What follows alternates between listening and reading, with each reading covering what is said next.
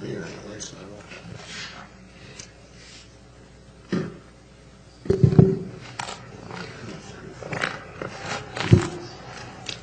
evening. Welcome to the West Jordan Planning Commission meeting for August 18th, 2015. We have 5 members of the Commission present tonight. Commissioner Clooney and Commissioner Sikoski are excused.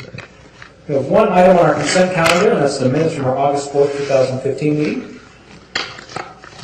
Commissioner Pack. Thank you, Mr. Chair. I move that we approve the minutes from August 4th, 2015 as contained in the staff report. Second. Motion by Commissioner Pack, second by Commissioner Jacob. Any discussion of the motion? All in favor say aye. Aye. Any opposed? Motion carries 5-0. Our first public hearing tonight is the South Valley Regional Airport rezone from PF to the new ASP zone. The city is the applicant. Mr. McCandless, the time is yours. Actually, I'll take that. Mr. Langford, the time okay. is yours. So last October, the City Council established and adopted the Airport Special Purpose Zone, and during that time, the city collaborated with the Salt Lake Department of Airports, and just to make sure that the establishment of the new zone was in concert with their vision and our vision of that area. And so that went through last October, and now we're actually stamping that on our zoning map and making it official. And you can see that it includes all of the area that was previously zoned public facilities with PF, and now we're just putting it into action. So that's the gist of it. If there's any specific questions, we can answer that. Any questions for staff?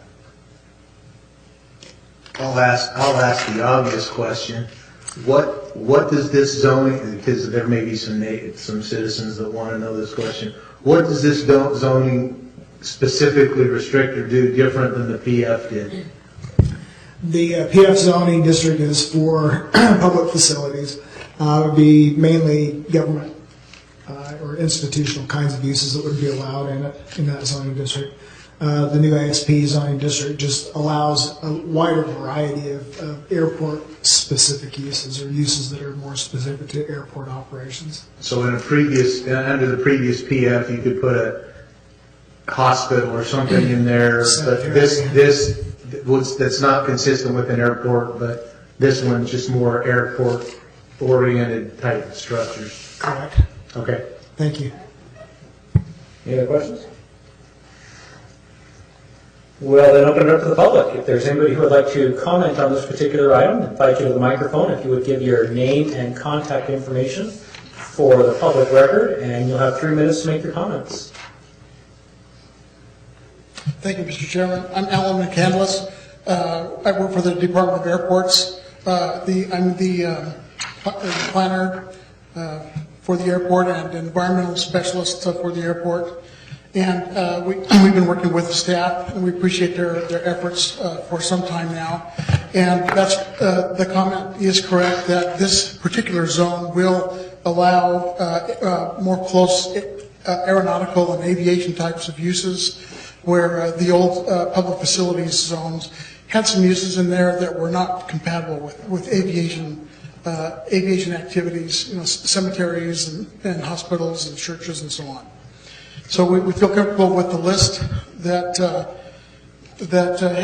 has been developed and approved in the past, and the FAA also, the Federal Aviation Administration also prefers to have the airports within their own zones to better manage aeronautical uses on the airport for now and into the future.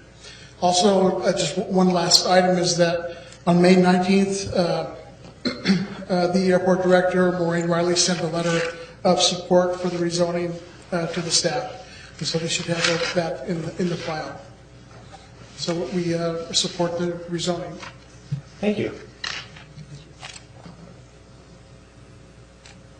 Is there anybody else who would like to comment on this item? Close the public hearing and bring it back to the Commissioner. Commissioner Jacob.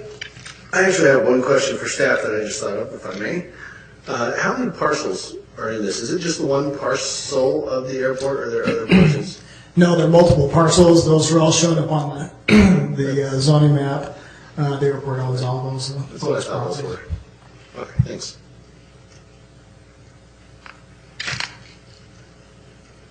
Commissioner Pack. Thank you, Mr. Chair. Well, I'll make a motion based on the findings set forth in the staff report and upon the evidence and explanations received today. I move that the Planning Commission forward a positive recommendation to the City Council to rezone the South Valley Regional Airport property located at approximately 7001 South Airport Road from the PF Public Facility Zone to the ASP Airport Special Purpose Zoning District. Second. Motion by Commissioner Pack, second by Commissioner Laws. Any discussion to the motion? All in favor, say aye. Aye. Any opposed? Motion carries 5-0. Next item on our agenda is Tappy Town at 9813 South Prosperity Road, considering a preliminary site plan in an M1 zone. Andrew Bolschweiler is the applicant. Are you here on behalf of the applicant? The time is now yours. Okay, my name is Trent Saxton. I work for AE Irvia with Andrew Bolschweiler. We're going to be putting a Taffy Town here, which is a candy manufacturing. Now I know that there has been some question about the trees on the one side of it. We have changed the type of the trees that would be trees that would better screen from the road from the dock. But one other thing that I would like to point out is this dock will actually sit roughly 9 feet above that road. So there will be some natural screening there. So when people drive by, there's going to be a 9-foot difference between where the pavement starts there and where the road is. So do you have the civil plan by chance?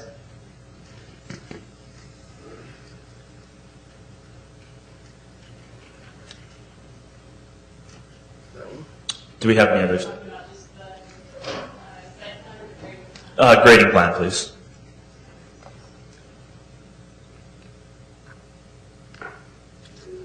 Yeah, so right here, so if you notice, towards the 6150 west, there is that grade. So we're going to be sitting 9 feet higher. So even though we've got the trees there that will help block the view from the dock from the street, we're going to be sitting high enough that I think that's going to also obstruct the view. And that's really all I have to comment on the project. Does anybody have any questions? Any questions for the applicant? I do. The island, is that an island that's in between the dock and the outer curb, or what is that that's running down the middle of the parking lot? Yeah, that's just an island where we're going to have just some landscaping to break up that back, so it's just not one big flat. And how wide is that? Say roughly about 12 feet, Okay. 12 to 15. Any trees designed for that one? I noticed there's a couple of things in there. I was just wondering if it's trees or if it's low level, but because that one doesn't show it. No, if you go back, yeah, if you look at the landscaping plan there, we've got a big tree planned for that island, or that, yeah. So there'll be a big tree along with grass and additional landscaping. I think it's a maple tree that they're asking for. Those are on the north line, the farthest north line? Yeah, so that'll be on the northeast side. So it'll be along the east side of the lot. East. Yeah, so if north is up, it'll be along that east side there, along 6150. Okay. Yep. I guess my question is that it's on the street side, on the other side of the island. So you have the street and then the island. Yeah, so we'll have the street, and then we'll have kind of a big, it'll be a big hill there where it'll plateau, and then we'll have kind of that island and landscaping, and then we'll have parking, and that's where the rest of the asphalt will start. So there won't be any trees along 6150 on the road? So there's trees along 6150. Yeah, so we're gonna have, so here's 6150 here, we're gonna have trees all along Okay. here. We're gonna have a big hill, and then we're gonna have additional Thank you, that answers my question. Sorry, we usually have a pointer for you. Oh, that's okay. Any other questions for the applicant? Great, thank you. Thank you. Ms. Larson? Thank you. Based on the findings found in the staff report, staff is recommending approval for the preliminary site plan and the screening for the 3 loading bay doors proposed on the east side of the building. The site is surrounded on 3 sides with right-of-ways, and it's also a lot that's not very deep. That the only option that the applicant had was to put the 3 loading bay doors on the east side, which is street facing. Staff has found that screening is sufficient for approval for the preliminary site plan. In addition, 2 other conditional conditions are proposed for the preliminary site plan.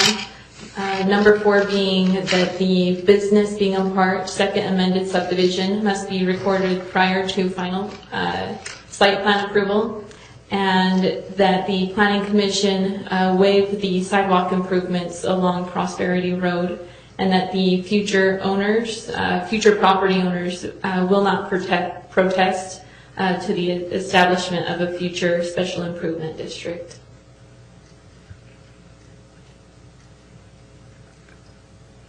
Questions for staff, Commissioner Jacob? Yes, my question is about the special improvement district and the sidewalks. Specifically, does the city have a long-term plan or a plan for a future special improvement district and sidewalks for this area or at all? Just because it's not a safe place to walk. Well, maybe I was a part of that meeting earlier or last week, and my understanding is that it is not on the 6-year plan for the capital facilities in that area, and as such, it's not on the horizon. So times change, development changes, and there may be a future need for sidewalk along Prosperity, but at this time we don't foresee that. Thank you. Commissioner Pack? Oh, thanks, Mr. Chair. That was one of my questions too. I just wanted to note it because we are concerned about the safety and walkways that really we're seeing right now, that really wouldn't be needed at this time because the sidewalk really wouldn't be connecting to anywhere. People wouldn't use it, right? And then the second idea, because there, as discussed in the pre-meeting, there's a fair amount of latitude with the city code just requiring that a planning commission make the determination on the sufficiency of landscaping. And so our question was trees. We're saying that trees will be put in there. And just wanted to double check that in the code, am I correct that it's an 1.5-inch caliper? Or are we saying 2-inch caliper? So it's not just a little seedling, but it's actually a bona fide tree that's already done a fair amount of growth. That's correct, 1.5 inches. 1.5 inches. Okay, thank you very much. Mr. Green? No, I just lost my train of thought. I know what it was. The question is on if we're talking about the waiver of sidewalk improvements, it talks about the owners or future owners agree not to protest the establishment of the special improvement district. Can we have that recorded when they do the subdivision, that they have to record so that it's there for everybody, or so that it's not blindsided if somebody else came in and got that property at some point in time? Are you recommending placing that note on the plat itself? I think that, besides an agreement, I'm wondering if we can put it on the plat, if we can put that with the stuff that's recorded with the county, so that everybody's on fair notice that that's what it is. What binds any future owner to that agreement? That's really the bottom line question. Thank you. Well, we could certainly record an additional document that would come up in a title report, If you want to be that specific, we can go ahead and make, add to the condition of approval that you have on number 5, unless the attorney council sees otherwise. That'd be a simple way just to alert any future property owners of that requirement. Okay.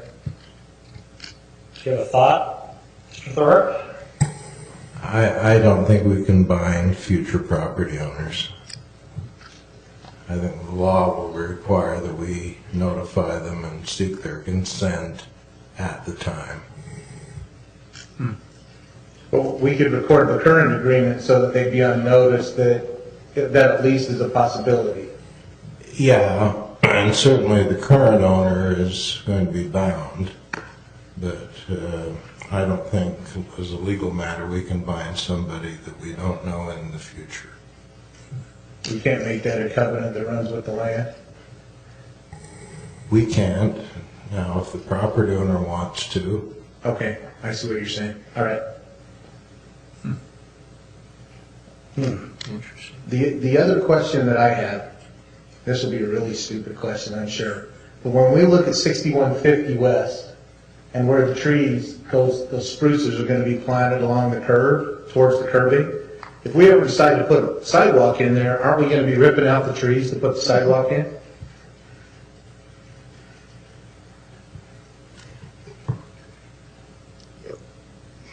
It would be along only 5150 West, but it's within that area that a sidewalk would be located if the city ever decided to install a sidewalk. Now, the waiver that is included as a conditional of the preliminary site plan is along Prosperity Road. Right. I'm just concerned that, I mean, I get the waivers along Prosperity, but if we decided to come back, if we as being the city decided to come along that street to the west and decided to put a sidewalk in, we're going to be ripping out all the screening stuff and put a sidewalk in if that was determined. That just doesn't seem like, looking to the future, that just doesn't seem quite right. So I'm sitting here trying to think how we could fix that, or if that's even something that we need to do, because by that time you've got the edge of the pond that you can't put in and everything else. So I don't know. It's just something that stood out at me, that it's right at the edge of the street. Mr. Jacob? Thank you. I'm just curious, what other purposes are there for special improvement districts other than sidewalks? I imagine there's probably a lot. Is it a big, long list? Okay. I would just like to amend condition number 5 to specifically refer to sidewalks. Unless someone come along with a special improvement district for some other purpose that has nothing to do with the waiver of the sidewalk, and say, oh, you can't fight this because you said, because we waived the sidewalk, so now we can put in a swimming pool and you can't do anything about it. So, if I may speak just real briefly regarding the sidewalk, put a sidewalk going in there at any time in the future, I think is a pretty far out proposition. It would have to become a high priority for the city where it would overshadow all of our other sidewalk projects. Or a self-proclaimed need that the industrial park needs to have it to justify the special service district. We're leaving the door open so it can happen, but I don't think it's any time soon that we would see that. If that were to be the case, we try to apply logic when we design these sidewalks. I personally hate to remove large trees so that a sidewalk can go straight down where the tree was. We can look at design considerations, bringing in the sidewalk away from the trees. It actually might be better to have those trees closer to the curb so we can create a park strip and then put the sidewalk behind there. I haven't personally studied this grading plan to see if it would interfere with the detention pond or anything like that, but we would do our best to design around mature trees.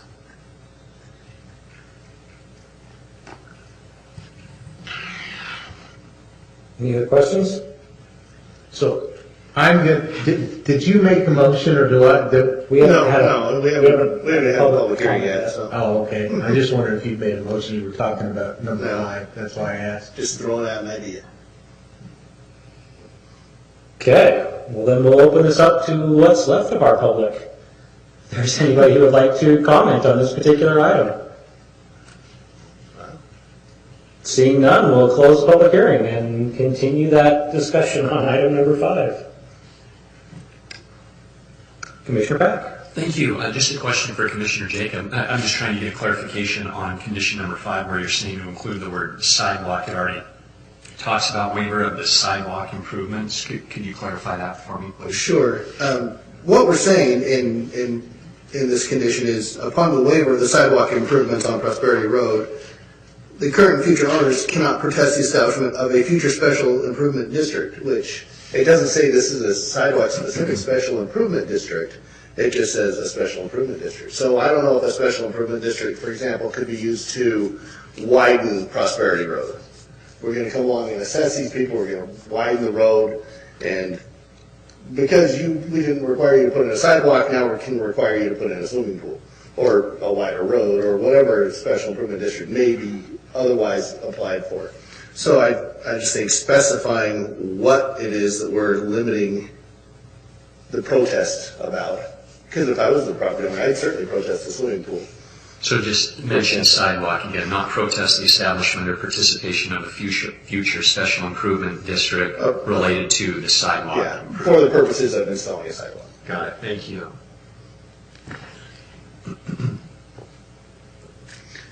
That's all I have to say about that. So, I'm gonna see if I can get this. So I'm gonna move to amend, recommendation number 5. You want to make a motion on the item?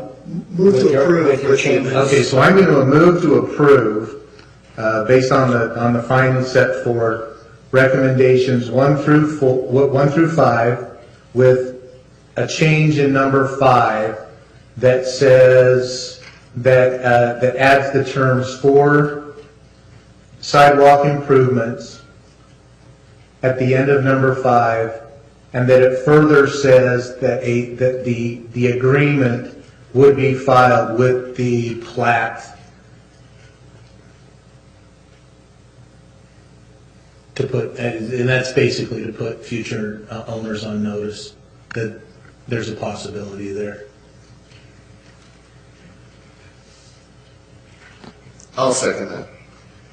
Motion by Commissioner Green, second by Commissioner Jacob. Discussion to the motion. Oh, I thought you had something there. So you're okay with recording that even though it's non-binding? I think it just puts everybody on notice that there's a potential. It's not going to be binding, but it does put them on notice. So I am good with that. I know it's not going to be binding, but it would show up in a title search. It would show up that, hey, you might get stuck with paying for a sidewalk someday at Taffy Town, no doubt. So I am good with that. But they could never be stuck with it without agreeing to it. Yeah, well, They could protest it. they could protest it, but at least they'd be on notice that that's a possibility.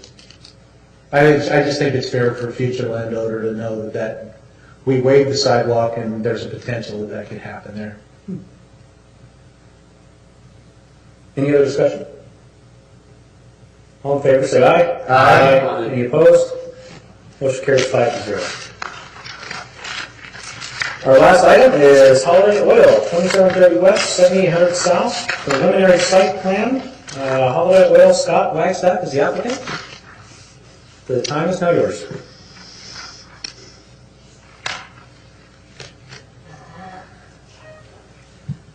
Well, we are excited to try to clean up that corner and make it look nice, and I'm just here to answer any questions you might have. Commissioner Jacob. Just out of curiosity, what fuel brand for this one? There'll be Chevron fuel there. That's what I guessed. I just wasn't sure, because you have the Sinclair one up the street. Yeah. Any other questions for the applicant? I do have a question. The preliminary site plan shows 1, and I know that the parking underneath the canopy with the gas pump is considered ADA compliant parking lot, but the preliminary site plan only shows 1 handicap parking spot right there in front. Is that all that was going to be considered, or are you going to have another one there?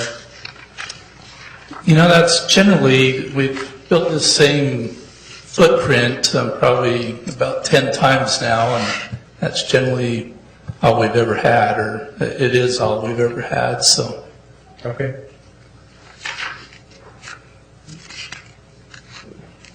Looks like that's it from us right now. Thank you. Okay. Pretty easy.